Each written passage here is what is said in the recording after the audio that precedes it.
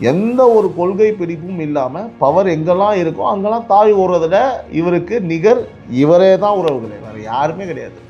கொஞ்சம் கூட சுயமரியாதை இல்லாத சில பேர் தான் செந்தில் பாலாஜியை இன்னைக்கு பெரிய தியாகி மாதிரி மாற்றி வச்சுருக்காங்க.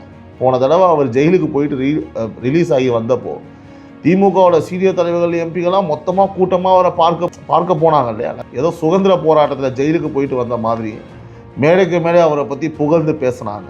இங்கே தான் நம்ம ஒரு விஷயத்தை ஒப்பிட்டு பார்க்கணும் உறவுகளே. இதே திமுகவில் 2G வழக்கில் கனிமொழி அவர்கள் அரெஸ்ட் பண்ணப்பட்டப்போ இதே கட்சி என்ன பண்ணுச்சு? இந்த மாதிரிலாம் அலப்பறை பண்ணாங்களா? அவங்களுக்காக போராட்டம் நடத்தினாங்களா? இல்லை ஃபோன் பண்ணாங்களா? அட்லீஸ்ட் அதை சொல்லுங்கள். ஒன்றுமே கிடையாது, எதுவுமே கிடையாது. கண்டுக்காமல் அவள் தான் போனாங்க, வந்தாங்க, முடிஞ்சுது. நீங்கள் பாருங்கள் உறவுகளே, கனிமொழி யார்? அவங்க குடும்பத்தை சேர்ந்தவங்க, கட்சி குடும்பத்தை சேர்ந்தவங்க, கலைஞரோட மகள். அவங்களுக்கே இல்லாத ஒரு முக்கியத்துவம் மரியாதையும் ஏன் இவருக்கு மட்டும் கிடைக்குது? அப்படி என்ன விசுவாசம்?